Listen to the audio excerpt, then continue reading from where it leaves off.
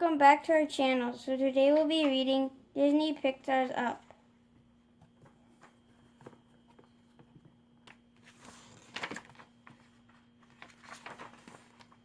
Adventurers out there are now to explore Charles Munnets in a new Stierle, showing him leaving for South America. He was off to catch a creature he called the Monster of Paradise Falls. Watching in a darkened theater, young Carl Fredrickson dreamed of being just like his hero, Munitz. Carl's new best friend, Ellie, dreamed of the same thing. She even had a scrapbook for her adventures. Ellie pointed to a map and told Carl, "I'm going to move my clubhouse there and park it right next to the falls." But most of the pages were blank. Ellie and Carl promised to take them to Paradise Falls someday. Carl crossed his heart and promised.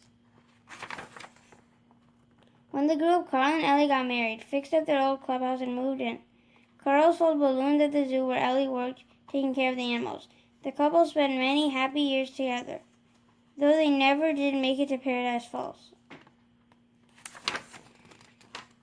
Sadly, Ellie passed away, alone in their house. A heartbroken Carl didn't change a thing. The house was all he had left of Ellie. But outside their home, everything was changing. Builders wanted Carl to move.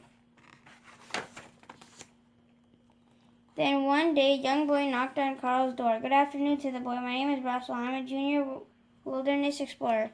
Are you in need of assistance today, sir?" "No," Carl answered, slamming the door shut.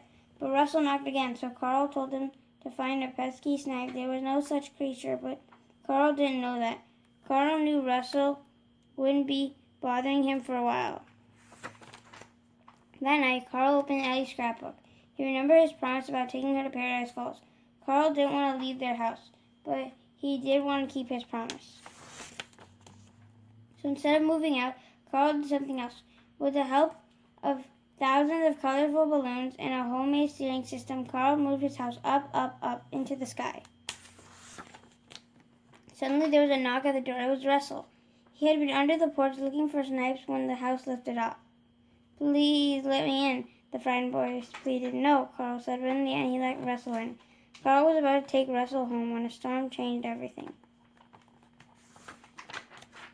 The storm blew the house around. When an exhausted Carl woke, he saw that Russell had steered them very close to Paradise Falls. A sudden bump caused them to both tumble out of the house. Carl held onto the garden hose to keep the house from floating away. They couldn't climb back up, so Russell just suggested they walk the rest of the way. They hiked through the wilderness, pulling the house behind them like a giant parade balloon. Soon Carl and Russell had company. First, a giant bird began following them after Russell fed it chocolate. The boy named it Kevin. Then a talking dog named Doug appeared. "My master made me this collar so that I can talk," Doug explained, showing Russell and Carl his fancy collar. For some reason, Doug wanted to capture Kevin, but he wasn't having much luck. "Please me, my prisoner," Doug begged the giant bird. Russell was worried about Kevin. Doug wasn't very scary, but that night the boy asked Carl to promise to keep the bird safe. Reluctantly, Carl agreed. "Cross your heart," Russell asked. "Cross my heart," replied Carl. The next morning, Carl and Russell learned something important about Kevin. He was really a she.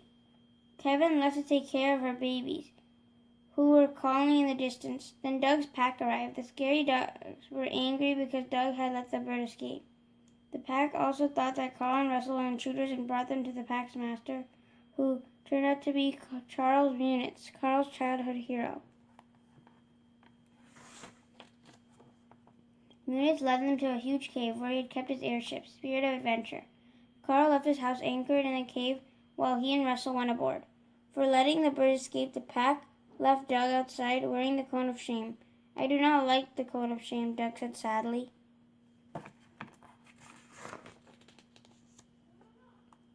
Munitz explained that he had been searching all his life for the monster of Paradise Falls and would destroy anyone who stood in his way.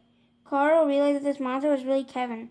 Unfortunately, she had followed them into the cave. Wanting to protect the bird, Carl and Russell escaped with the house and Kevin. The dogs chased after them, but Doug slowed the pack with the rock slide. Doug had decided that Carl was his new master. Doug caught up with Kevin, but the pack wasn't far behind. As the chase continued, the house helped the new friends float over a canyon and escape. For the moment, they were safe, but Kevin was hurt. Carl agreed to sneak Kevin back to her babies that night and take the house to the falls. But Munich spotted them. He trapped Kevin in a net and set fire to Carl's house. While Carl put out the flames, Munich escaped on his airship with Kevin. Russell thought Carl had broken his promise. "You gave away Kevin," Russell cried. Carl felt terrible, but didn't know what to do. He just wanted to reach the fall. Frustrated, he even sent Doug away. Determined, Carl dragged his house the rest of the way without Russell's help. The balloons had been losing out, and the house came to rest at the falls. Carl had finally kept his promise to Ellie. Still, Carl was unhappy. Inside, he paged through Ellie's scrapbook. It was filled with photos of their life together. At the end of the book, Carl discovered that Ellie had written him a final note. "Thanks for the adventure. Now go have a new one, Ellie." Carl smiled. Ellie had thought their life together had been an adventure. Suddenly, Carl heard a noise. Bzz. Russell was using a leaf blower and some balloons to fly away. He was headed for Munich's airship to rescue Kevin. Carl quickly tossed out all his furniture to make his house rise up again. Surprisingly, there was a noise at the door. It was Doug. "I was hiding on your porch because I love you," the dog declared. "Can I stay?" "Well, you're my dog, aren't you?" Carl replied happily. Together, the two sailed off and caught up to Munich's airship. They saved Russell, who had been captured by Munich, and freed Kevin. Munich tried to stop them, but in the end, he became tangled in a bunch of balloons and disappeared. Carl's house floated away, but Carl knew Ellie would always be with him in his heart. What mattered now were his friends, his new friends. Once Kevin was safely back with her babies, Carl, Russell, and Doug flew home in the airship, Spirit of Adventure. Not long after, it was with great pride that Carl pinned Russell's last badge on him, a special one Carl called the Ellie badge.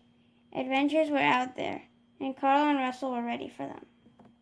The end. Thank you for watching. Hope you guys enjoyed Disney Pixar's Up, and stay tuned for another book read coming soon. Take care, guys. Be safe, and make sure you guys are reading. Goodbye. Bye.